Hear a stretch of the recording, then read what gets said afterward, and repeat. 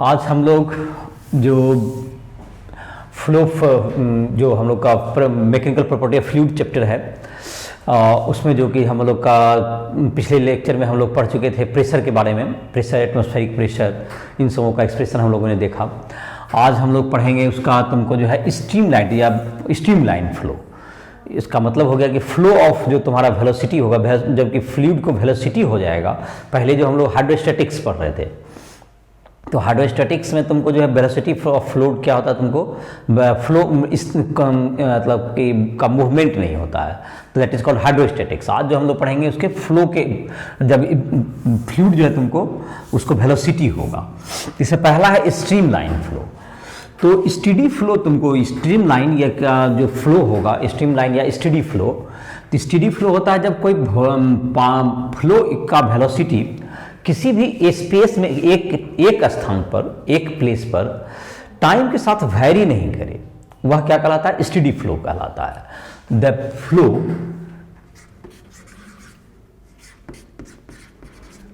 Flow in which the velocity remains constant at every point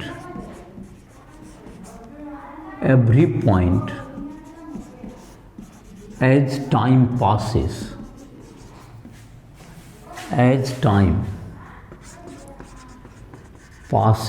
is called steady flow, steady flow में एक बात ये ध्यान रखना है कि हमने ये कहा कि वेलोसिटी हर प्लेस का सेम हो, ऐसा नहीं कर रहे हैं। एक पॉइंट का जो वेलोसिटी होगा वहां पर से जितने भी फ्लूइड पास करें वहां पर उसका वेलोसिटी हमेशा सेम होना चाहिए।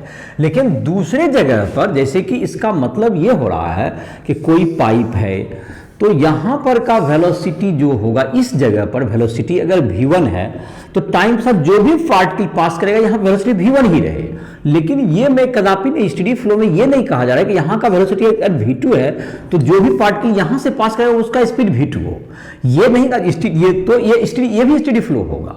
मतलब इस जगह पर टाइम के साथ जो जो वैल्यू फ्लो जा रहा है सबका वेलोसिटी v1 ही रहे और यहाँ पर वेलोसिटी v2 ही रहे, तो ये भी क्या कहलाएगा, स्टेडी फ्लो कहलाएगा।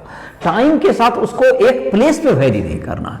यहाँ से जो जो पास करेगा सब क्या होना चाहिए, सब सेम वेलोसिटी। यहाँ पर जितना फ्लो पास कर रहा है सबका स्पीड सेम हो। यहाँ पर का वेलोसिटी क्या हो जाए, अलग अपना डिफरेंट भी हो सकता है अलग अलग क्रॉस सेक्शन पे, तो ये स्टेडी फ्लो ही कहलाएगा। लेकिन टाइम के साथ अगर ये वेरी कर जाएगा तो ये स्ट्रीमलाइन फ्लो मतलब स्टेडी फ्लो नहीं कहलाएगा। तो इसका जो पाथ होता है, the path of steady flow, the path of steady flow is called streamline, जो स्टेडी फ्लो का जो पाथ होता है इसको हम लोग स्ट्रीमलाइन कहते हैं। स्ट्रीमलाइन इसको कहा जाएगा। तो स्ट्रीमलाइन जो तुमको पाथ होगा, the path of steady flow is called streamline. The tangent at any point of streamline,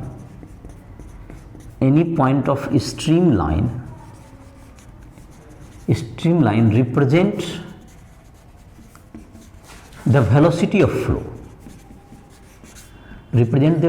of flow, flow के वेलोसिटी को रिप्रेजेंट करेगा। कहीं पर भी टेंजेंट डाल देंगे और एक जो स्ट्रीमलाइन है दूसरे को क्रॉस नहीं करेगा, तो ये स्ट्रीमलाइन फ्लो कहेगा।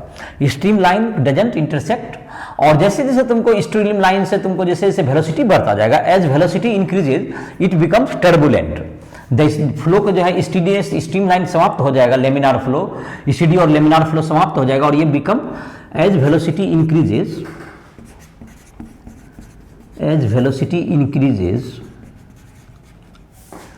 streamline flow become turbulent,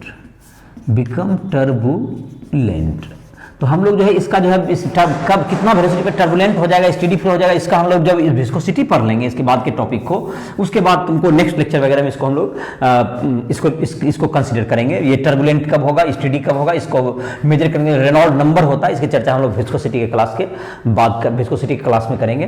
तो इसका टर्बुलेंट कब होगा इसकी चर्चा बाद में की जाएगी। तो बात रहा कि स्टेडी फ्लो तुम्हारा जो हो गया, स्टेडी फ्लो से हम लोग जो अभी जिस टॉपिक में चर्चा करेंगे तो हम लोग लेमिनार फ्लो या स्टेडी फ्लो कहें या स्ट्रीम लाइन फ्लो कहें, ये सब तुमको वही टर्म होंगे, उसी फ्लो का हम लोग आगे आने वाले आज के टॉपिक में चर्चा करेंगे। तो ये तुम्हारा हो गया स्टेडी फ्लो। तुमको क्या होगा, जब के पार्ट टाइम के साथ जो है किसी फ्लो का तुमको जो है वेलोसिटी एक स्पेस के किसी टाइम जगह पर टाइम के साथ वेरी ना करे, that is called stream line और स्टेडी फ्लो। अब जैसे हम लोग पढ़ेंगे इसी में एक इक्वेशन ऑफ कंटिन्यूटी है। तुमको स्टेडी फ्लो में तुमको इक्वेशन जो तुमको मास है जितना कि तुमको जाता है एक जगह से, जैसी किसी सेक्शन में जितना मास ऑफ फ्लूइड जो है तुमको इंटर करता है उतना ही मास वहां से बाहर जाएगा। तो जहां पर कि उसके वेलोसिटी में एरिया ऑफ क्रॉस सेक्शन में एक रिलेशनशिप हमें आ जाएगा जो कि हमारा स्टेडी फ्लो में हर जगह काम करेगा। तो तुमको पहले देख लेते हैं equation of continuity.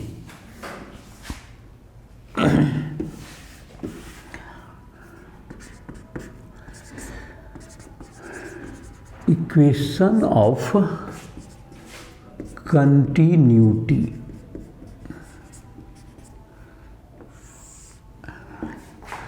In steady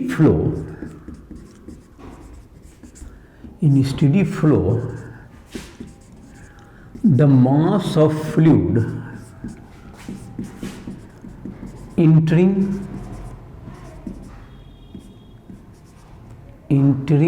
a section is equal to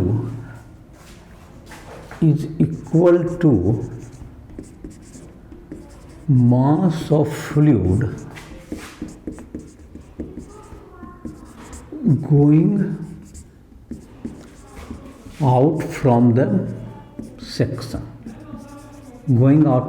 the section, तो कि जितना कि किसी सेक्शन में, जैसे कि यहाँ पर अगर हम लोग एक सेक्शन लें, यहाँ पर अगर एक पाइप ले लें जहाँ पर कि तुमको यहाँ पर एरिया ऑफ क्रॉस सेक्शन अगर कम हो और एक जगह वाइड हो जाए, यहाँ पर एरिया ऑफ क्रॉस सेक्शन है जैसे A1 है और इस यहाँ पे वेलोसिटी है V1 है। Area of cross section A1, area of cross section is equal to A1। और यहाँ पर तुमको जो है इसी जगह पर एरिया बदल जाता है, तो यहाँ पर हो गया ये वेलोसिटी V2 हो गया और area of cross section is equal to A2 है। तो यहाँ से जितना वाटर की इस जगह से तुमको यहाँ पर जितना कि इस जहाँ से जो ये जो इस पे हम लोग कंसीडर कर रहे हैं, तो डेल्टा टी टाइम में अगर ये तुमको अभी है ए बी के बीच में, इतना इस फ्लूइड पर अगर विचार करें जहाँ से यहाँ तक ए बी के बीच का, जो कि थोड़ा सा टाइम इंटरवल जब डेल्टा टी अगर फ्लो हो तो ये तुमको आ जाता है ए डैश बी डैश के बीच में। ये थोड़ा सा फ्लो जो है तुमको जा करके यहाँ पे फ्लूइड है, ये तुमको फ्लूइड जो है तुमको पहले ए बी के बीच था, जो कि टी टाइम के बाद ये ए डैश बी डैश के बीच आ जाता है। ए डैश इधर हो गया और तुमको यहाँ भी थोड़ा सा आगे बढ़ जाएगा, ये इतना ही फ्लो, तो ये ए डैश बी डैश के बीच में आ जाएगा, यही flow in time delta T. जो फ्लूइड की ए बी के बीच में था वही फ्लूइड आ गया तुमको ए डैश बी डैश के बीच में। तो जितना कि फ्लूइड का ये जो मास होगा, तो इतना जो मास इतना रहा यहाँ पर जितना रहा होगा, ये तुमको मास इतना इसके बीच में रहा होगा। तो यहाँ पे लिख लेते हैं फ्लूइड बिटवीन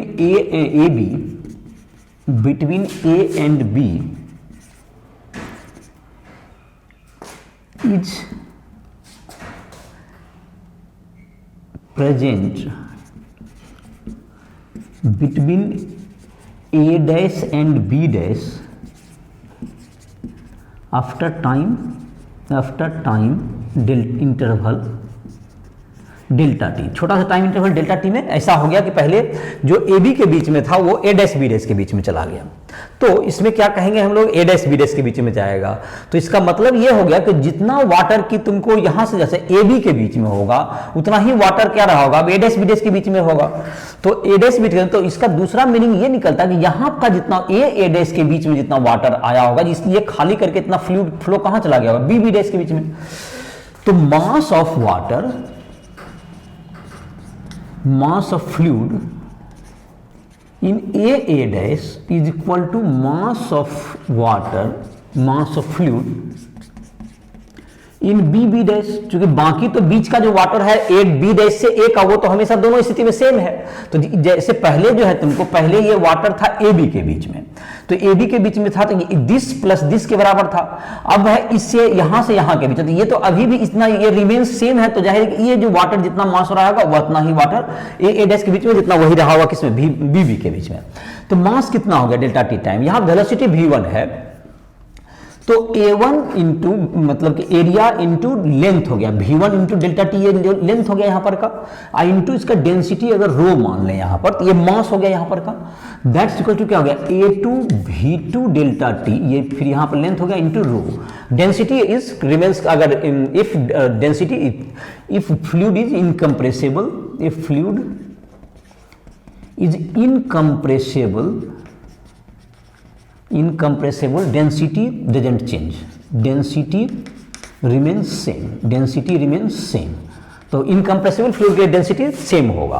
पहला का क्रॉस सेक्शन एरिया a1 है, तो उसका वेलोसिटी v1 है, तो a1 डेल्टा टी टाइम में कितना दूर गया, v1 डेल्टा टी डिस्टेंस गया, तो वॉल्यूम कितना हो गया, a1 v1 delta T into density से मल्टीप्लाई करके मास हो गया।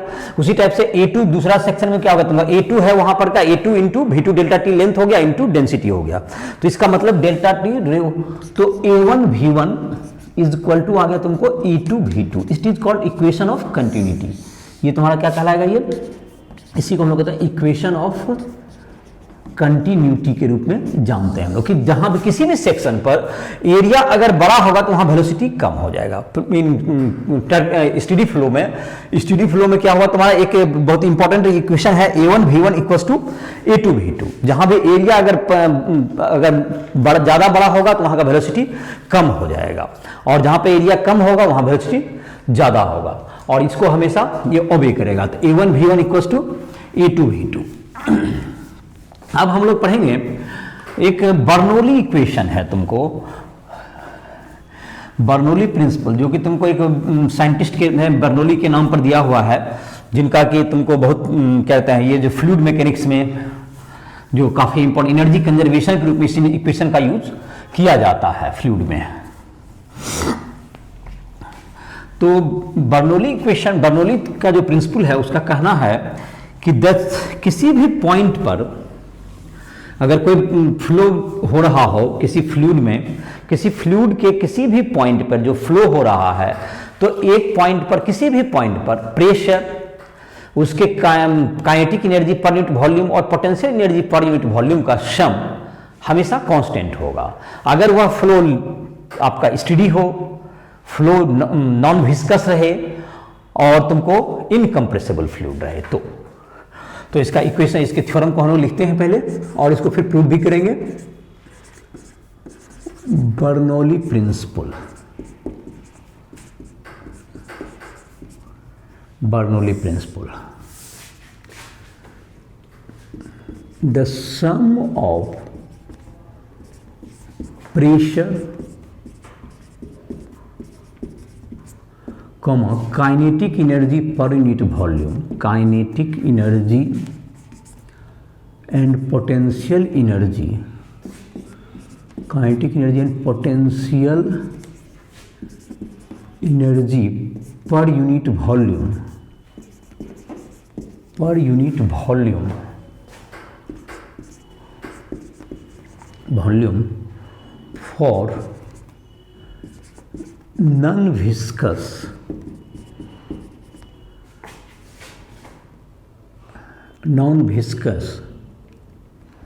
and steady flow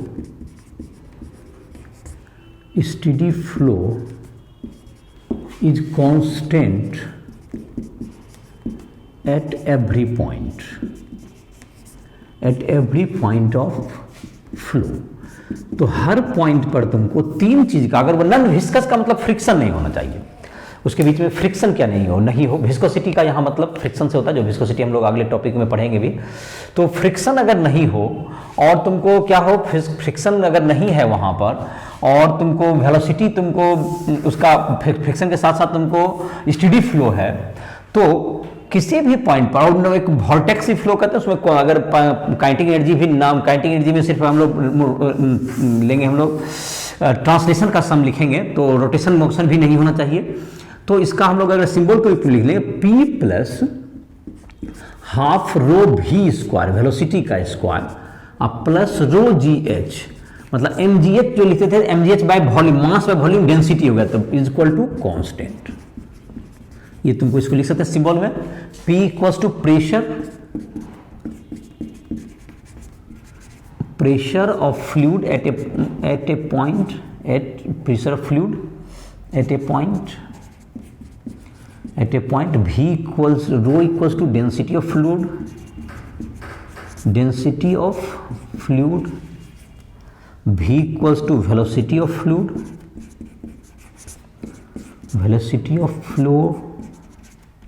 fluid, H is equal to height of point above ground. ये तुमको तीनों का सम जो है तुमको, ये तुमको मास, प्रेशर, इन तीनों का सम कांस्टेंट होगा। स्टेडी फ्लो होना चाहिए, नॉन विस्कस फ्लूइड हो, तो तीनों का सम जो होगा pressure plus kinetic energy per unit volume plus potential energy per unit volume, इसका सम क्या होगा, कांस्टेंट होगा। तो इसको हम लोग अब प्रूव करके देखते हैं, इस इक्वेशन को हम लोग प्रूव करेंगे पहले। जाहिर है कि 11 के एग्जाम में तुमको स्कूल का एग्जाम होगा, उसमें तुमको ये सब इंपॉर्टेंट क्वेश्चन होते हैं 5 मार्क्स के लिए, इसका प्रूविंग वगैरह आना, स्टेटमेंट लिखना, ये सब तुम्हें और जहाँ तक प्रूविंग है तुमको इसे क्वेश्चन समझने में भी तुमको आसानी होगी। तो ये एनर्जी कंजर्वेशन को रिप्लेस करता है फ्लूइड में। तो इसका प्रूव हम लोग देखते हैं, बर्नौली थ्योरम का प्रूव। मान लेते हैं कि एक पाइप है जो कि हॉरिजेंटल नहीं है, बल्कि इसका एक तुमको हाइट, इसका जो है तुमको बढ़ रहा, मतलब चेंज हो रहा है। अगर तो चलिए यहाँ से यहाँ तक कर दीजिए, इसमें एक फ्लूइड फ्लो हो रहा है, जहाँ पर कि यहाँ से जो कि फ्लूइड जो है तुमको A से B के बीच में है। अगर जैसा कि अभी मान लेते जो सिंबल, ये फ्लूइड जो है तुमको A से B के बीच में है, जो टाइम के साथ तुमको क्या होगा, ये B डैश तक चला जाता है, ये B से B डैश तक। यहाँ वेलोसिटी जैसा माने थे अभी, ये वेलोसिटी V2 है, और तुमको, और यहाँ पर एरिया ऑफ क्रॉस सेक्शन हो गया तुमको, यहाँ हाइट ले लो, यहाँ H2 ले लो, यहाँ पर सबको 2 में ले लो सिंबल, और यहाँ पे area of cross section is equal to 80 ले लो। यही सिमिलर क्वांटिटी को हम यहाँ पर A के पास हम लोग H1 ले लेते हैं सब क्वांटिटी को, और इसी के कॉरस्पॉन्डिंग यहाँ पे क्या लेते हैं, हाइट ले लेते हैं, H1 हाइट यहाँ पर ले लेते हैं, इसको हाइट हो गया, H1 हो गया, और वेलोसिटी तुम्हारा क्या हो जाएगा, यहाँ पर का ले लेते हैं हम लोग, A डैश के बीच में आ जाएगा बाद में। अच्छा चलो इसको भी दिखा दिए, यहाँ वेलोसिटी V1 ले लो, area of cross section is equal to A1 ले लिया। और तुमको जहाँ तक कि इसमें है तुमको, यहाँ पर जो है तुमको, ये जो फ्लूइड है तुमको जो कि AB के बीच में है, उस पर जो है तुमको, जो फ्लूइड की तुमको AB के बीच में है, इस पर बाकी के जो फ्लूइड होंगे वो अपना प्रेशर एक्सर्ट कर रहे हो। जैसे कि यहाँ से यहाँ तक का जो फ्लूइड है, जो हमारा जो AB के बीच में है, यहाँ से यहाँ तक का फ्लूइड है तुम्हारा, इस पर हम लोग विचार कर रहे हैं अभी, जो AB के बीच में है। तो इस पर क्या करेंगे, यहाँ से इधर से जो बाकी जो फ्लूइड है, यहाँ से एक प्रेशर P1 इधर एक्सर्ट करेंगे, जिसलिए ये फ्लो कर रहा है इधर, और दूसरा यहाँ पर जो होगा, इधर का जो फ्लूइड होगा, यहाँ पर जो कि है इस सेक्शन पर, यहाँ पर ये प्रेशर इधर की ओर क्या लगा रहे हैं, P2 लगा रहे होंगे, ये बाकी का फ्लूइड, मतलब इधर का फ्लूइड इधर की ओर प्रेशर लगा रहे होंगे, इधर वाला इधर की ओर लगा रहे हैं, ये रोकने का कोशिश कर रहा होगा इधर की ओर। और तो ये तुमको जो प्रेशर यहाँ लगा रहा होगा, तो ये जो प्रेशर के कारण क्या होगा, प्रेशर इनटू दैट इज, यहाँ pressure into area that is force हो जाएगा। तो यहाँ पर क्या फोर्स लगेगा, P1 इंटू A1 का एक फोर्स लगेगा, प्रेशर P1 तो हो ही गया इंटू A1, एक फोर्स लगेगा। उसी टाइप से यहाँ पे P2 इंटू A2, यहाँ जो प्रेशर लग रहा है P2 इंटू A2 का एक क्या लग जाएगा, P2 इंटू A2 का एक फोर्स इसमें एक्ट करेगा जो कि इसको इधर की ओर रोकेगा। P2 इंटू A2 का एक फोर्स इधर की ओर एक्ट करेगा। तो इसके कारण तुमको यहाँ पर जो होगा तुमको ये वर्क डन कुछ करेगा, ये फोर्स इधर की ओर और ये वाटर इधर डिस्प्लेस हो रहा है, और इधर ये प्रेशर फोर्स इधर की ओर लगेगा और ये तुमको वाटर इधर के आगे डिस्प्लेस होगा। तो इसमें निगेटिव वर्क डन होगा, इसका वर्क डन पॉजिटिव होगा। तो टोटल वर्क डन जो होता है, टोटल वर्क डन जो कि वर्क एनर्जी थ्योरम का था, that is equal to change in mechanical energy of the system. तो ये जो वर्क डन जो करेगा, बाकी का जो फ्लूइड जो इस पर वर्क डन करा, इस पार्ट ऑफ फ्लूइड जो कि ए बी के बीच में है, जो कि डेल्टा टी टाइम के बीच में के बाद जो है तुमको कहां चला जाता है, ए डैश बी डैश के बीच में। तो उसके कारण जो वर्क डन होगा, तो वर्क डन होगा उसका क्या हो जाएगा वैल्यू, उसी को हम लोग कैलकुलेट करेंगे वर्क डन को। तो हम लोग यहां पर लिख लेते हैं पहले कुछ,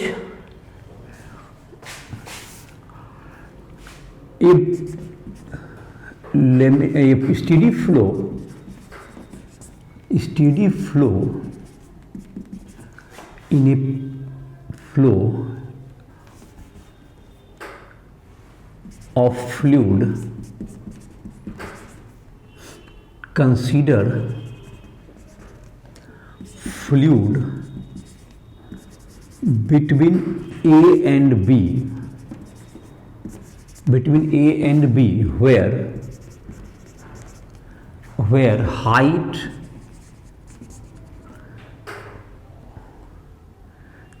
height comma area of cross section and velocity are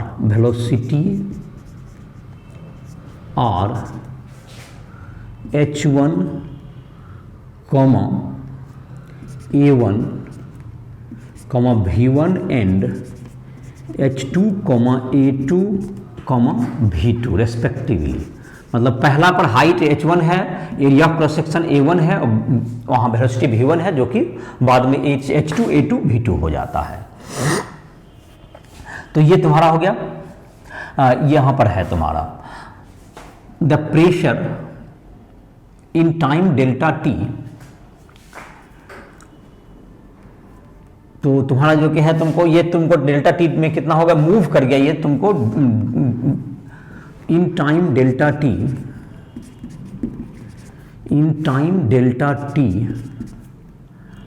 the fluid is between A dash and B dash, fluid is between A dash and B dash, A dash B dash के बीच में आ जाएगा। तो मास of fluid between A dash B dash, जो मास होगा तुमको मास of fluid, जैसा अभी बता रहे थे, fluid between A dash is equal to mass of fluid between B dash, that's equal to delta M consider कर लो। इस मास को क्या कर लेते हैं, दोनों इक्वल होगा और दोनों को हम लोग क्या कर लिए, डेल्टा एम कंसीडर कर लिए। जितना मास, यही मास कहाँ उठ के चला गया होगा, ए डैश से बी डैश के बीच में। बाकी इन सबों के चेंज में इसमें कोई चेंजिंग नहीं आया, क्योंकि इसका ना हाइट बदला इस बाकी का, ना कुछ बदला। तो वर्क डन जो तुम्हारा होगा रेस्ट फ्लूइड के द्वारा, वो कितना होगा, यहां पे कंसीडर कर लेते हैं हम लोग। Work done by rest fluid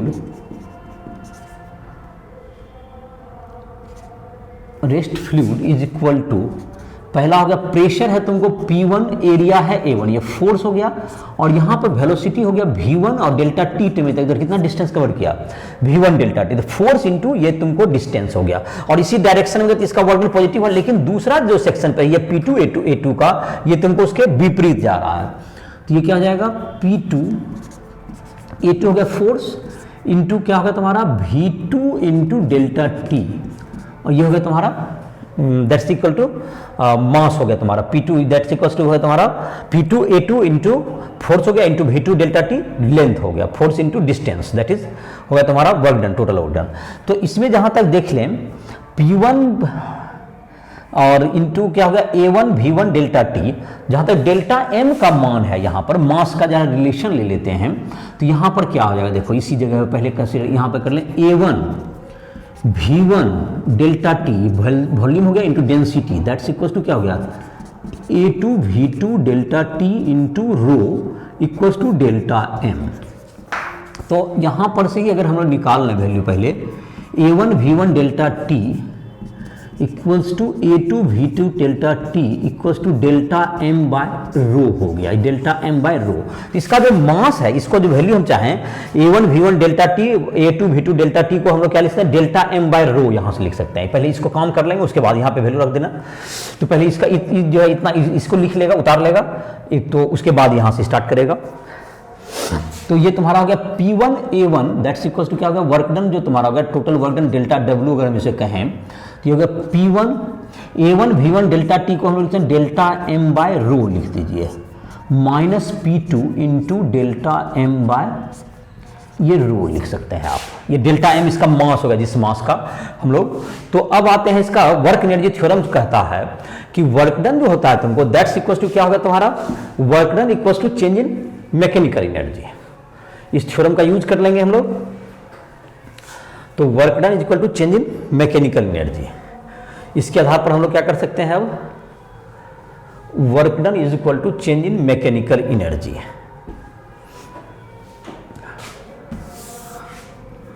applying work energy theorem, applying work energy theorem. तो हम लोग वर्क डन निकाल चुके हैं। Work done equals to change in kinetic energy plus change in potential energy, kinetic energy plus change in potential energy. तो work done का हमारा value आ चुका है, दैट इज आ गया तुमको P1 into delta M by rho minus P2 into delta M by rho that's equals to change in kinetic energy. ये जो मास में जो जैसे देखो यहाँ पर क्या हुआ होगा चेंजिंग, कि काइनेटिक एनर्जी पहले जो तुम्हारा था डेल्टा एम मास जो यहाँ पर था उसका वेलोसिटी था V1, जो बाद में वेलोसिटी हो गया V2, बाकी बीच वाले मास का कोई चेंजिंग नहीं हुआ। तो इसमें तो कोई चेंज ही दिख नहीं रहा, जितना वेलोसिटी यहाँ पर होगा हर हमेशा स्टेडी फ्लो। तो ये बीच का जो ए बी में जो है तुमको ए डैश से बी के बीच का जो पार्ट है, ये पहले भी फ्लूइड इसमें था A dash plus A dash B के बराबर था पहले फ्लूइड, बाद में हो गया A dash B plus B B dash के बीच हुआ। तो जाहिर है कि बी बी डैश से यहां का जो फ्लूइड है एक तरह से चेंज यहां से यहां चला गया।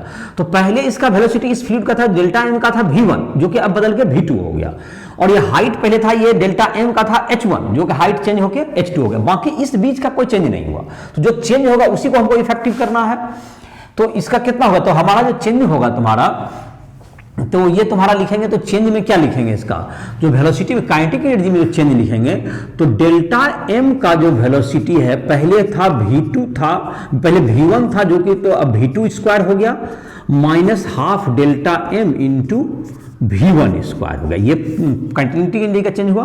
पोटेंशियल एनर्जी में कितना चेंज हुआ, इसी बीच में ये है तो डेल्टा एम इंटू जी इंटू H2 हो गया हाइट, और पहले जो नीचे था जो ए सेक्शन पे था डेल्टा एम जी H1 था। इतना ही मास का चेंज हुआ, बाकी का कोई भी एनर्जी में चेंजिंग नहीं हुआ इस बीच वाला का, इसलिए उस बीच वाला में कोई चेंज नहीं दिखेगा।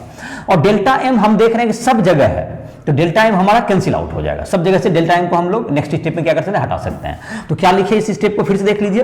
पहले से अभी हम लोग क्या किए थे, पहले जो कि हम लोग वर्क डन यहां पे निकाले P1A1 into V1 into delta T, और जहां तक कि A1V1 delta T into density rho, ये तुमको इसके मास के बराबर होगा, डेल्टा एम के बराबर होगा। और यही था P2A2 V2 डेल्टा टी के बराबर। तो इससे P2 दोनों को वैल्यू निकाले तो डेल्टा एम के रूप में सारा क्वांटिटी को हम लोग कर लिए।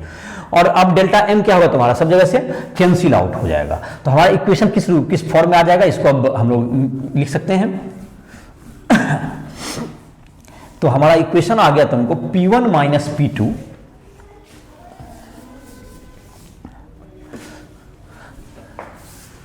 तो हमारा इक्वेशन आ गया P1 बाय रो, एक्चुअली में P1 by rho minus P2 by rho equals to half V2 square minus half V1 square plus GH2 minus GH1, rho से गुना कर दिया जाए दोनों को, ये रो से एलसीएम लेके दो रो से सबको गुना कर दिया जाए, मल्टीप्लाई कर दिया जाए।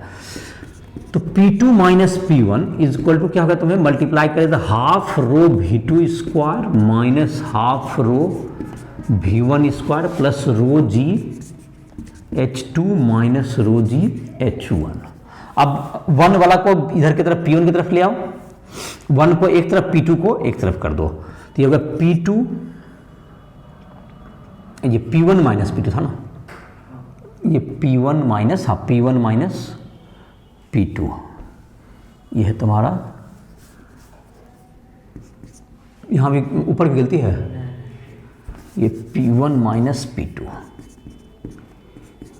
तो ये P1 तुम्हारा आ गया P1 plus half rho V1 square plus rho GH1 is equal to क्या आ गया, P2 plus half rho V2 square plus rho GH2 इसके बराबर। तो एक चीज गौर करते हैं, देखो P1 पॉइंट 1 पॉइंट पे प्रेशर, उसका half rho V1 square velocity, kinetic energy per unit volume, potential energy per unit volume का सम दूसरे पॉइंट के तीनों करस्पॉन्डिंग टर्म के इक्वल है। इसका मतलब हम लोग कह सकते हैं, हेंस किसी भी पॉइंट पर हम लोग ये आर्बिट्री कोई भी पॉइंट प्रेशर प्लस रो GH प्लस हाफ रो V स्क्वायर, किसी भी पॉइंट पर हमेशा इसका सम क्या रहेगा, ये कांस्टेंट हो। ये प्रूव हुआ, दो पॉइंट के बीच में प्रूव होगा तो ये हर जगह पे ऐसा ही होगा।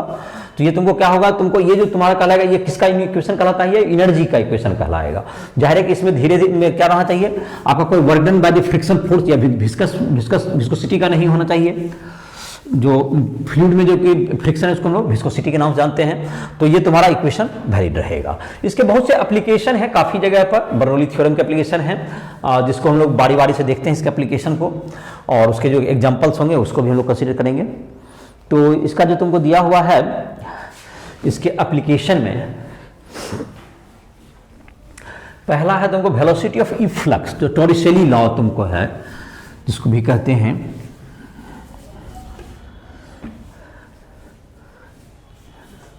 तो जो बर्नौली थ्योरम के अलग अलग यूजेज हैं उसमें से हम लोग पॉइंट वाइज देखते हैं।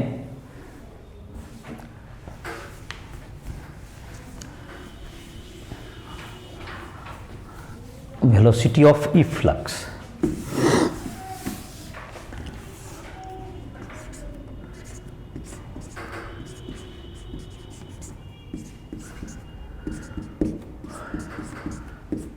इफ्लक्स में बाहर निकलने वाले लिक्विड का स्पीड। देखो इसका हम लोग इसी का यूज करके निकालते हैं, जिसको टॉरिसेली लॉ भी कहते हैं।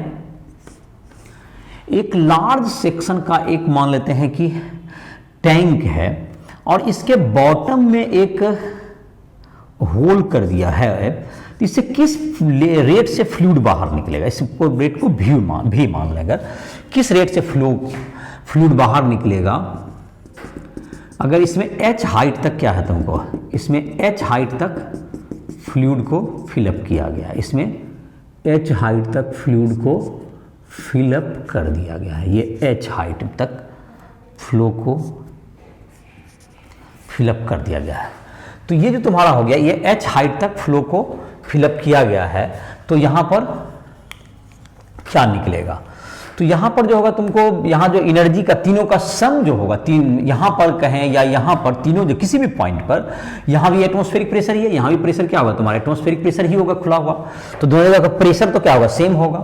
तो यहां पर जो है ये सेक्शन 1 मान लें, यहां पर बर्नौली थ्योरम अप्लाई करते हैं। तो इसको पॉइंट 1 इसको मान लेते हैं, ये पॉइंट 1 यहां पर, और यहां पर मान लेते हैं पॉइंट 2 इस जगह जहां से पाइप से पानी क्या हो रहा है, निकल रहा है, ये पॉइंट 2 मान लें। तो बर्नौली इक्वेशन में क्या होता है, P1 plus rho G H1 plus half rho V1 square is equal to P2 plus rho G H2 plus half rho V2 square, ऐसा होता है तुमको। चलिए, तो वहां का प्रेशर क्या है, P1 1 पॉइंट जो हाइयर पॉइंट पे है, यहां पर है तुमको P0 और ये हाइट है अर्थ से एच पर, तो रो जी एच, वहां का वेलोसिटी तुमको बड़ा पाइप है तो उसको सेक्शन पर वेलोसिटी अबाउट क्या मान सकते हैं हम लोग, जीरो के आसपास मान सकते हैं इसको, तो half rho into zero square that's equal to क्या होगा तुम्हारा अब ये P2 नीचे का प्रेशर भी क्या है, एटमॉस्फेरिक प्रेशर ही है, और हाइट वहां पर रो जी इंटू ये जीरो हो गया, हाइट नहीं है वहां पर, अब प्लस क्या वहां का वेलोसिटी मानते हैं v, तो हाफ रो v स्क्वायर हो गया तुम्हारा। तो पी नॉट दोनों एटमॉस्फेयर में खुला हुआ है तो एटमॉस्फेरिक प्रेशर ही होगा, तो पी नॉट तो कैंसिल हो गया आपका। तो इधर बच गया क्या चीज तुम्हारा, यहाँ हाइट है रो जी एच और इधर की तरफ बच गया velocity half rho v square, जिस वेलोसिटी से बाहर निकलेगा, तो रो कैंसिल आउट हो गया, तो v is equal to root under 2gh। तो ये जैसे कि पत्थर को फेंक देते हैं जिस ढंग से h हाइट पर से जिस वेलोसिटी से गिरता है उसी वेलोसिटी से फ्लूइड भी उसी टाइप से गिरेगा।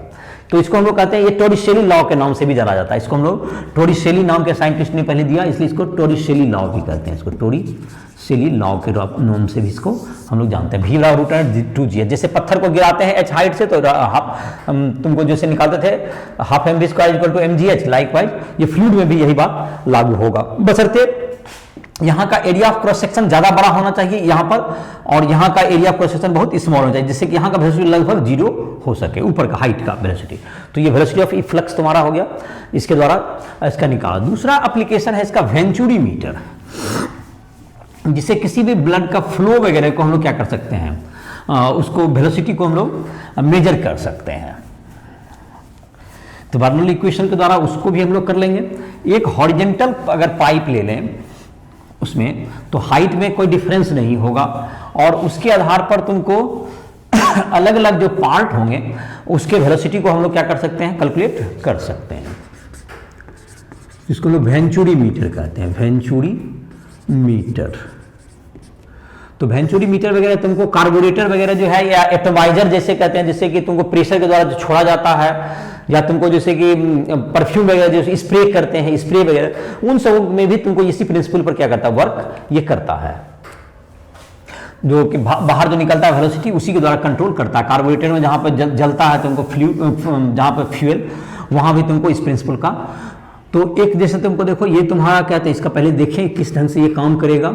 तो अगर तुमको एक हॉरिजेंटल पाइप है जिसका कि ये मान लेते हैं कि एक जगह पर पाइप मोटा है और एक जगह पर कुछ ये पतला हो गया, जैसे चलिए तो ये सेक्शन है, तुमको इसमें फ्लो जा रहा है, तो यहाँ पर का वेलोसिटी का अगर कंसीडर करना है, वेलोसिटी आपको दोनों में तुलना करनी है, तो एक मैनोमीटर जोड़िए, एक यहाँ से मैनोमीटर जोड़ दीजिए, जिससे कि प्रेशर का डिफरेंस हमको कैलकुलेट हो सके।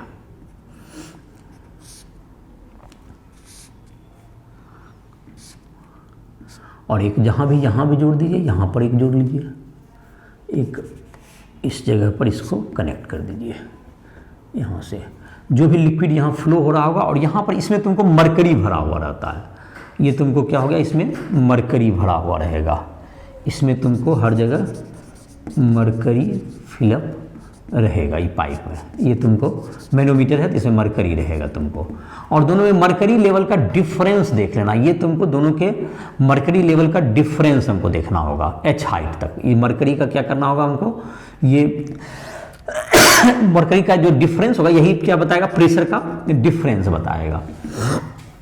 अब जैसे कि यहाँ पर जो फ्लूइड चल रहा होगा, यहाँ पर का फ्लूइड का वेलोसिटी v1 होगा, एरिया a1 है मान लेते हैं, और यहाँ पर का फ्लूइड का वेलोसिटी v2 होगा और एरिया a2 होगा।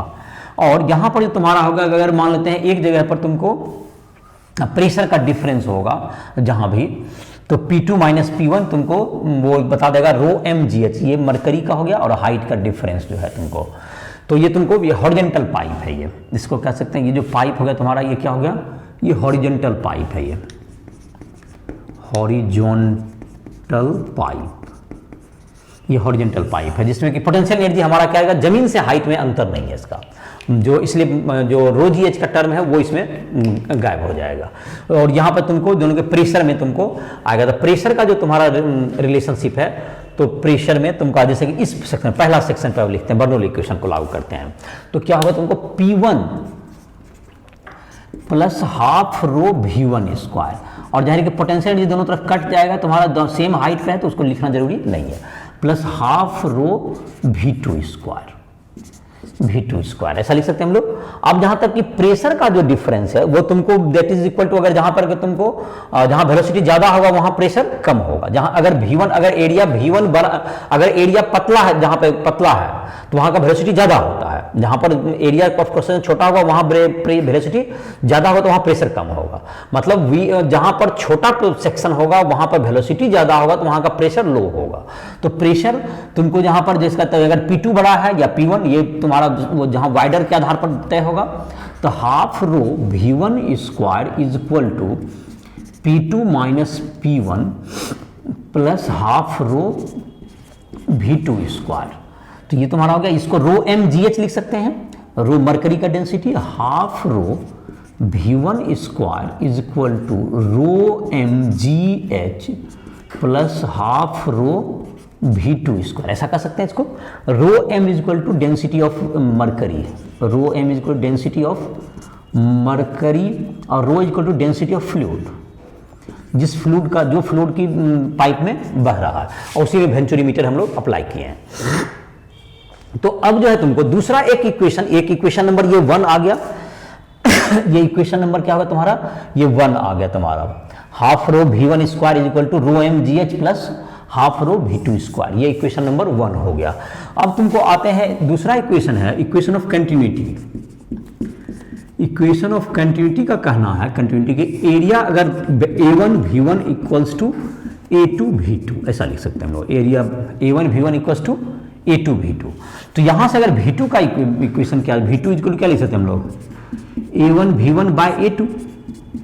इस इक्वेशन में अगर डाल दिया जाए जो इक्वेशन है तुम्हारा, तो क्या आ जाएगा, put in equation 1, put in 1।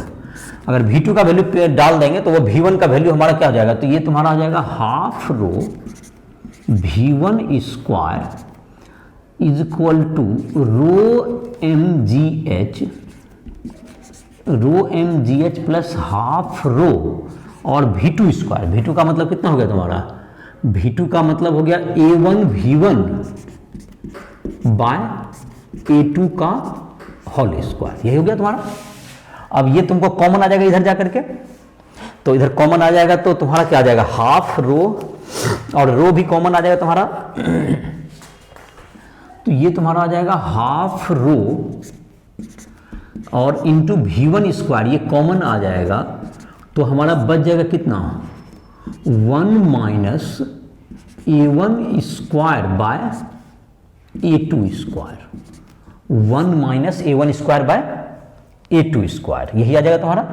That is equal to क्या हो जाएगा तुम्हारा, रो mgh, और ये तुमको यहाँ पे ये 2 से मल्टीप्लाई हो जाएगा, ये तुम्हारा डिवाइड में चला जाएगा। V1 का वैल्यू आ गया हमारा, तो V1 इज इक्वल टू आ गया हमारा रूट अंडर, रूट पूरे पर आ जाएगा, रूट अंडर 2 रो mgh बाय रो, और तुम्हारा आ गया A1 square by A2 square minus 1, ये तुम्हारा आ गया इसका वेलोसिटी का एक्सप्रेशन आ गया V1। सिमिलरली इसी टाइप से V2 भी निकल जाएगा तुम्हारा इसी ढंग से। तो ये वेंचुरीमीटर से हम लोग क्या कर सकते हैं, इसका वैल्यू हम लोग कैलकुलेट कर सकते हैं। जैसे एक एग्जांपल दिया हुआ है तुमको, कितना नंबर एग्जांपल है, 10.7 देखते हैं, इसी पर तुमको बेस्ड है। तो एक उसमें दिया हुआ आर्टरी, जो तुम्हारा ब्लड जहां सर्कुलेट करता है तुमको बॉडी में, तो उसका डायमीटर दिया हुआ है तुमको 8 मिलीमीटर स्क्वायर है। हाँ, एरिया तुमको 8 मिलीमीटर स्क्वायर है, और वहां का ही वेलोसिटी हमको क्या करना है, वेलोसिटी हमको कैलकुलेट करना है। तो वहां का वेलोसिटी हमको कैलकुलेट करना है। तो वाइडर पार्ट जहां है वहां का वेलोसिटी हम लोग कैलकुलेट करना है। तो जो एरिया अभी जो हम लोग फार्मूला निकाले, अब इसको डिराइव करने के बजाय हम लोग फार्मूला पुट कर देते हैं डायरेक्ट। हमारा जो V1 आया था उसी पर पुट करते हैं, NCERT एग्जाम्पल 12.7 10.7, हाँ 10.7। तो 10.7 इसमें है तुमको एक आर्टरी में का वेलोसिटी, जो फ्लूइड है उसका वेलोसिटी निकालना है हमको। उसका एरिया है, उसको A1 ही मान लेते हैं, तो 8 mm स्क्वायर है, और एक जगह जो एरिया दिया हुआ है, जहां का दिया हुआ एरिया तुमको 4 mm स्क्वायर शायद है, 4 mm स्क्वायर। और जाहिर है कि यहां पर तुमको जब एरिया पतला है जहां पर, वहां पर क्या होगा, प्रेशर ज्यादा होगा। जहां एरिया कम होता है वहां वेलोसिटी कम होता है। एरिया जहां छोटा है वहां वेलोसिटी ज्यादा होता है, वहां प्रेशर कम होता है। प्रेशर यहां ज्यादा होगा। तो तुम्हारा जो है तुमको एरिया यहां पर प्रेशर क्या होगा, तुमको यहां वेलोसिटी ज्यादा होगा, प्रेशर कम होगा। तो P1 माइनस P2 का वैल्यू दिया हुआ है रो mgh, कितना का प्रेशर डायरेक्ट डिफरेंस दे दिया है ना, कितना, ये 24 पास्कल हो गया तुमको, पास्कल ये दिया 24 पास्कल। तो इक्वेशन हम लोग यूज कर लेते हैं, दोनों इक्वेशन की हेल्प से तुमको निकाल लेंगे। जैसे कि इक्वेशन को याद करना, ये फार्मूला नहीं भी याद रहेगा स्टूडेंट को, ऐसा भी हो सकता है।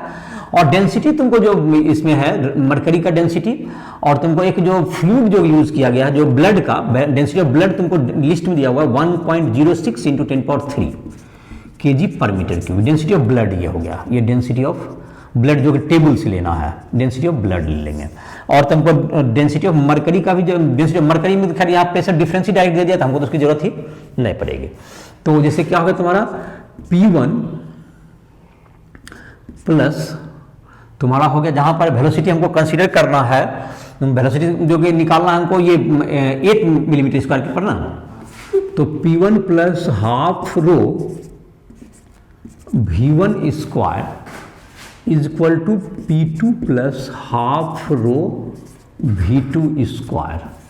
और हमको निकालना है, अगर हम लोग इसको A1 पर मतलब कि एरिया वाइडर सेक्शन पे हम लोग निकालना है, तो वाइडर सेक्शन पर अगर तुमको, तो ये P2 माइनस P1 का वैल्यू हमारा दिया हुआ है, तो हाफ रो यहाँ पर लिख सकते हैं V1 square is equal to क्या होगा, P2 minus P1 plus half rho into V2 square. V2 को क्या लिख सकते हैं हम लोग, A1 V1 bye A2, A1 V1 bye A2 का होल स्क्वायर, ऐसा लिख सकते हैं हम लोग। ये चूंकि A1 V1 बराबर क्या होता है, चूंकि A1 V1 is equal to होता है A2 V2, equation of continuity. तो V2 का वैल्यू इससे निकाल के यहाँ पे डाल दिया गया है। अब इसको इस साइड लेके चले जाते हैं, तो V1 स्क्वायर का हमारा वैल्यू आ जाएगा, तो हाफ रो ये कॉमन आ जाएगा इंटू तुमको V1 स्क्वायर, और इधर बच जाएगा तुमको A1 स्क्वायर बटे 1 माइनस, इनफैक्ट और वहां भी लगता गलत लिखा गया था, यहां भी 1 माइनस होता, 1 माइनस नहीं लिख के उल्टा लिख देते हैं सर, 1 माइनस, उसको करेक्ट कर लेगा student. 1 minus A1 square by A2 square, ये तुम्हारा, ये तो माइनस में आ जाएगा ना, इस ढंग से लिख कर दिए हैं, तो ये तो तुम्हारा मतलब क्या हो जाएगा तुमको, that's equals to P2 minus P1। या इसको अगर कंसिडर कर लेते तो इधर जाके तुम्हारा ये, तो रो P2 माइनस P1, ये तुम्हारा इधर जाएगा तो P2 माइनस P1, और प्रेशर इसको और ये माइनस में तुम्हारा चला जाएगा जिधर की तरफ, मतलब प्रेशर डिफरेंस जो है तुमको ये उल्टा साइड में होगा तुम्हारा, ये 24 पास्कल। चलिए, तो ये तुम्हारा हो जाएगा, या A2 square by A1 square कर लो, तुम्हारा आ जाएगा ये A2 को मतलब इसी कर लेते हैं, बड़ा कर देंगे, और ये तुम्हारा आ जाएगा, नीचे चला जाएगा ना ये A2 square by A1 square minus 1। अच्छा, इसको कर लेते हैं, यहीं पर से करेक्ट करते हैं। V1 is equal to root under 2, और उसके बाद ये तुम्हारा 2 इंटू P2 या P1 माइनस P2 कर लेते हैं इसको, तब ये कैलकुलेट हो जाएगा बाय रो इंटू हो जाएगा तुमको, और ये हो जाएगा माइनस, यहाँ भी अंतर कर दिए, इधर भी अंतर करते हैं, 1 minus A2 square by A1 square, ये तुम्हारा हो जाएगा। तो ये तुम्हारा, अब इसका वैल्यू पुट कर देते हैं, तो प्रेशर डिफरेंस कितना है हमारा 24 पास्कल, तो 2 इंटू 24 पास्कल, तो that's equals to 2 into 24 pascal by density है 1060, इंटू हो गया तुमको 2 का स्क्वायर मतलब 2 का स्क्वायर माइनस 1, अब पूरे का रूट है, दैट इज √3 हो गया तुम्हारा। तो √3 कितना आ जाएगा आंसर, 0.125 मीटर पर सेकेंड। वहाँ पर देख लेगा उसमें जो कि नीचे में भी तुम्हारा कहता है एरिया, वो जो एक्सप्रेशन ड्राइव के थे उसमें भी अंतर आ गया होगा, उसको जब अपने से लिखोगे अपने से वो सही हो जाएगा, प्लस माइनस था अंतर। तो ये तुम्हारा हो गया, ये वेंचुरी मीटर से क्या कर सकते हैं हम लोग, इसका वेलोसिटी को कैलकुलेट कर सकते हैं। दूसरा है तुमको इसका एप्लीकेशन, ये तीन, पहला था वेलोसिटी ऑफ रिफ्लेक्स, दूसरा होगा तुमको वेंचुरी मीटर, और तीसरा एप्लीकेशन तुम इसको कह सकते हो that is dynamic lift. Dynamic lift का मतलब तो ये हो गया कि जैसे कि हेलीकॉप्टर या तुमको जो एरोप्लेन वगैरह तुमको जब ऊपर जाता है तो वह ऊपर उड़ता कैसे है, तो वह भी बर्नौली इक्वेशन के द्वारा डील होता है। तुमको कहां से उसको थ्रस्ट मिलता है जिससे कि वो ऊपर उड़ पाता है, तो उसमें भी तुमको इसका ही प्रिंसिपल वर्क करता है। डायनामिक प्रिंसिपल उसको बर्नौली इक्वेशन के आधार पर हम लोग समझ सकते हैं, बर्नौली थ्योरम के आधार पर। डायनामिक लिफ्ट,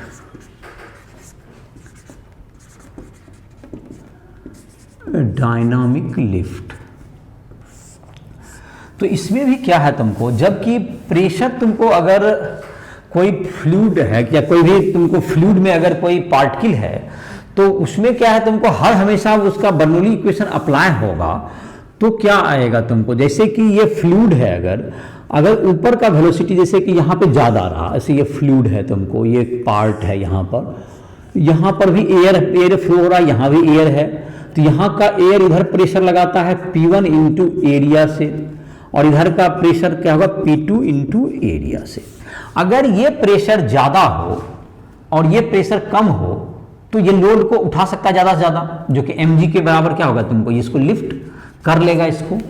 और तो बात है कि ये प्रेशर कम होना चाहिए, प्रेशर डिफरेंस अगर ऊपर कम है, ये प्रेशर कम ऊपर हो तो ऐसा संभव है। तो ये प्रेशर कम कैसे कर सकते हैं, तो इसका वेलोसिटी अगर ज्यादा हो, इस जगह यहां वेलोसिटी अगर मोर हो, वेलोसिटी मोर, तो वेलोसिटी ज्यादा होगा तो प्रेशर क्या होगा, pressure come, pressure P1 is less. तो इसका मतलब यह हुआ कि अगर हम किसी तरह से ऊपर के हवा का वेलोसिटी को तेज कर दें तो उसका प्रेशर ड्रॉप हो जाएगा, और इस प्रकार से एक प्रेशर डिफरेंस हम क्रिएट कर पाएंगे। तो यहां जो प्रिंसिपल होता है, तो कभी भी देखते हो हेलीकॉप्टर वगैरह में क्या करता है, उसका देखोगे टेक्निक, वो क्या करता है, ऊपर के हवा का, ऊपर का जो विंग होता है ना, उसका देखो विंग का डायरेक्शन ऊपर की ओर मुड़ा हुआ रहेगा, तो वो क्या करता है, ऊपर के हवा के स्पीड को क्या कर देता है, काफी तेज करेगा, जिससे कि यहां वेलोसिटी जब ज्यादा होगा तो इसका जो है प्रेशर कम हो जाएगा, और ये प्रेशर कम होगा तो इधर का जो प्रेशर है ये इसको ऊपर की ओर पुश कर देगा इसको जाने के लिए। तो ये वेलोसिटी जो है तुमको, तो ये बर्नौली इक्वेशन में जैसे हम लोग अभी सीख रहे थे, बर्नौली इक्वेशन में यही बात कहा गया है कि अगर तुमको क्या हो, प्रेशर प्लस तुमको क्या होगा P1 प्लस तुम्हारा क्या, अगर ये हाइट का डिफरेंस तो नहीं माने, अगर इसी लेवल में काम कर रहे हैं, तो P1 plus half rho V1 square equal to क्या होगा, P2 plus half rho V2 square. तो ये अगर तुमको प्रेशर डिफरेंस क्रिएट करना है, ऊपर का प्रेशर कम हो नीचे का ज्यादा हो, तो P2 को ज्यादा रखना है, तो P2 माइनस P1 ये तुमको क्रिएट होना है, तो दैट्स इक्वल टू क्या हो गया, half rho V1 square minus half rho V2 square, इसके बराबर होगा। इतना प्रेशर डिफरेंस क्रिएट होगा, अकॉर्डिंगली ये वेट को, जितना वेट आपको चाहिए इसको सस्टेन कर सकता है। तो इसी प्रिंसिपल पर कौन वर्क करता है, डायनामिक लिफ्ट वर्क करता है, जो कि इजीली समझ में आ गया होगा कि जितना अधिक आप प्रेशर वेलोसिटी को, ऊपर के हवा का वेलोसिटी को क्या करेंगे, फास्ट करेंगे, उतना ही ज्यादा लोड को ये क्या कर पाएगा, कैरी कर पाएगा। जैसे तुम्हारा एक क्वेश्चन भी दिया हुआ है, उससे भी इस बात को तुम समझ सकते हो, डायनामिक लिफ्ट से जुड़ा हुआ एक क्वेश्चन है, उसको पहले हम लोग देख लेते हैं। डायनामिक लिफ्ट से जुड़ा हुआ जो एक एग्जांपल है तुम्हारा 10.8 है तुम्हारा, तो उसमें एक हैवी तुमको बोइंग का जो विमान है जो काफी लोड कैरी करता है, उसके संदर्भ में दिया हुआ, उसका डाटा दिया हुआ है, मास दिया हुआ है, और उसी के कितना लिफ्ट चाहिए उसको हम लोग निकाल सकते हैं, कितना प्रेशर डिफरेंस से वो ऊपर उड़ जाएगा।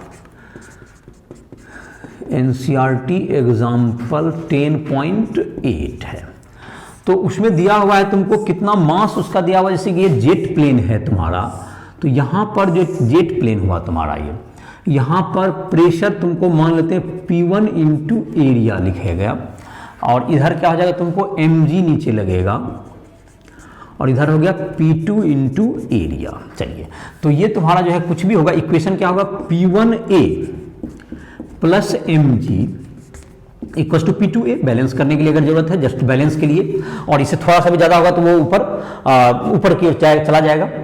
तो ये तुम्हारा जो प्रेशर डिफरेंस होगा, तो P2 minus P1 into area equals to mg के बराबर होना चाहिए प्रेशर डिफरेंस। तो P2 माइनस P1 जो pressure difference is equal to mg by area होना चाहिए। तो ये फर्स्ट पार्ट का तुम्हारा क्वेश्चन, कितना प्रेशर डिफरेंस होना चाहिए। तो ये जो प्रेशर डिफरेंस डेल्टा P होना चाहिए, that's equal to mg by area. Mass कितना है, 3.3 कितना, फिर से बोलो, 3.3 5 kg इंटू जी का वैल्यू 9.8 ही ले लीजिए। एरिया कितना है, 500 मीटर स्क्वायर है तुम्हारा। तो इसका कन्वर्ट करें कितना आ जाएगा पास्कल, वही पा गया होगा आंसर फर्स्ट पार्ट का, 6.5 × 10³ पास्कल। ये तुम्हारा इतना प्रेशर डिफरेंस अगर क्रिएट कर देते हैं तो ये तुम्हारा क्या हो सकता है, ये तुम्हारा लिफ्ट हो जाएगा। ये जो बोइंग जो एयरप्लेन है वह तुमको लिफ्ट कर लेगा अगर इतना प्रेशर डिफरेंस क्रिएट होता है। तो अब आपको दूसरा पार्ट में कहा गया कितना वेलोसिटी का कितना फ्रैक्शनल चेंज होना चाहिए। नीचे का जाहिर है कि ऊपर का वेलोसिटी ज्यादा होना चाहिए और नीचे का क्या होना चाहिए, कम हो, तो वो वेलोसिटी का फ्रैक्शनल चेंज कितना होगा। जबकि एरोप्लेन का वेलोसिटी मान लेते हैं कि 960 km/h का है, दोनों का, तो 960 km/h। तो इसमें जो है तुमको हाइट तो मतलब बहुत ही कम माना जा रहा है, इसलिए हाइट का मतलब कोई ज़्यादा सिग्निफिकेंट रोल नहीं है। दूसरा है तुमको, तो ये तुम्हारा था P1 plus half rho V1 square is equal to क्या था तुमको, P2 plus half rho V2 square. Bernoulli equation से ऐसा लिख सकते हैं हम लोग। और तो ये तुम्हारा हो जाएगा P1 मतलब कि तुम्हारा होगा V1 स्क्वायर, तुम्हारा ऊपर का जहां pressure V1 square minus V2 square is equal to half rho common होगा 2 into delta P by rho, 2 into delta P by rho. ये प्रेशर हमारे पास आया हुआ है। तो ये तुम्हारा चेंज होगा V1 स्क्वायर माइनस V2, तो V1 minus V2 into V1 plus इसको V2 लिख सकते हैं, इसको फैक्टराइज कर दिए, दैट्स इक्वल टू क्या होगा 2 into delta P by rho हो गया तुम्हारा यहाँ डेंसिटी। और डेंसिटी तो एयर का होगा, एयर है वहां पर अगर मीडियम।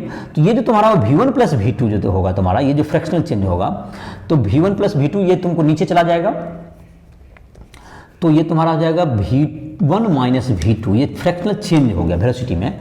दैट्स इक्वल टू क्या आ गया तुम्हारा 2 into delta P by rho into V1 plus V2, जो कि लगभग तुमको ये सम क्या होगा, थोड़ा सा चेंज होगा तो वो तुमको लगभग 2 भी कह सकते हैं। इसको भी क्या कह सकते हैं हम लोग, 2 इंटू V1 प्लस V2 को लगभग क्या मान सकते हैं हम लोग, V के इक्वल मान सकते हैं, जो कि 960 तुम्हारा दिया हुआ है।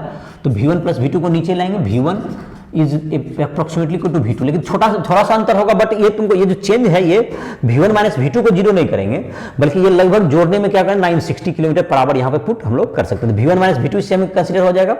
और V1 फ्रैक्शनल चेंज कर रहा है, तो फ्रैक्शनल चेंज का मतलब क्या होगा, V1 माइनस V2 बटे ओरिजिनल वेलोसिटी V का वैल्यू कितना होगा। तो V1 minus V2 by V को कंसिडर करेंगे हम लोग, V1 minus V2 by V को हम लोग कंसिडर करेंगे, तो फ्रैक्शनल चेंज इन वेलोसिटी निकल जाएगा।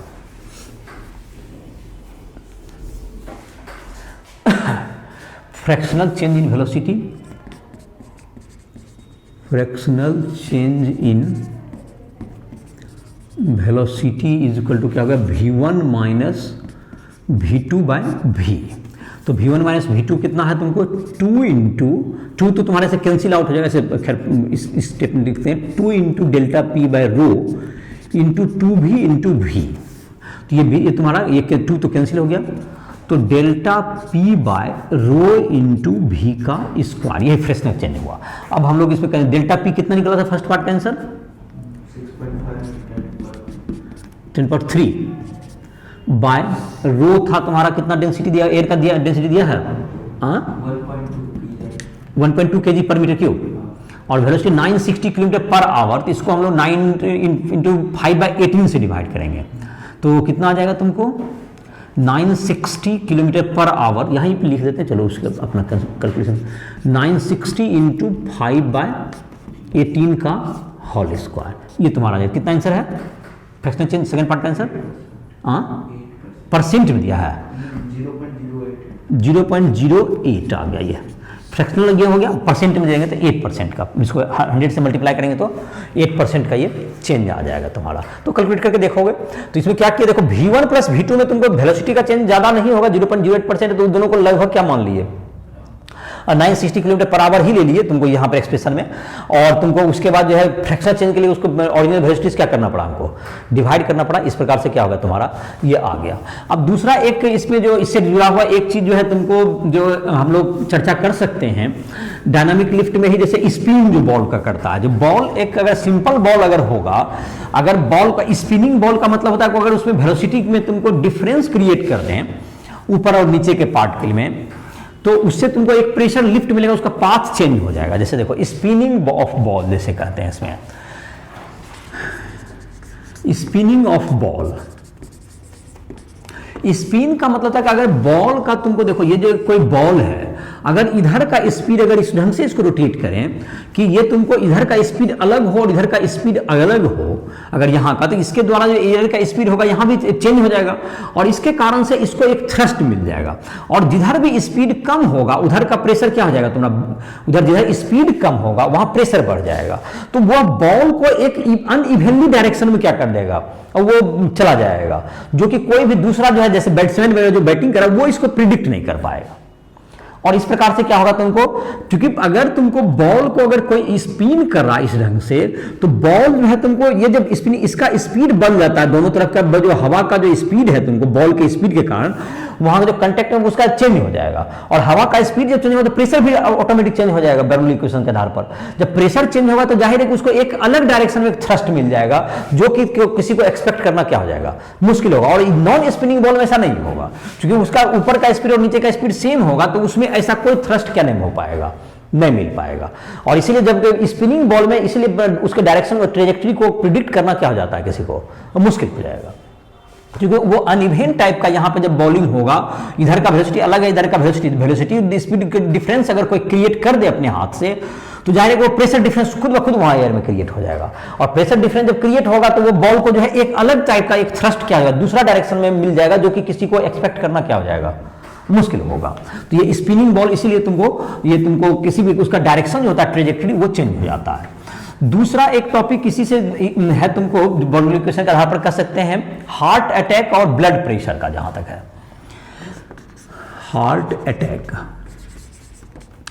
तो ये जो तुमको ब्लड जहां से कि आर्टरी वगैरह जो तुमको जहां से कि कैरी करता है तुमको हार्ट के द्वारा, अगर उसका किसी भी जगह पर किसी भी कारणवश अगर एरिया ऑफ क्रॉस सेक्शन जरा सा भी दब गया, किसी भी जैसे अलग अलग पार्ट से ब्लड जा रहा है, अगर ये पार्ट में तुमको थोड़ा सा प्रेशर ज्यादा हो या किसी भी कारण से ये अगर दब जाए, तो ये एक जरा सा भी अगर दिक्कत आ जाएगा तो ये काफी बड़ा उसको जो है तुमको प्रॉब्लम क्रिएट धीरे धीरे और क्रिएशन ये बढ़ता चला जाएगा समय के साथ। ये देखो किस तरह से होता है, अगर यहां पर तुमको जो यहां आर्टरी है ये तुमको कुछ दब गया प्रेशर के कारण, तो यहां एरिया क्या हो जाएगा, कम हो जाएगा।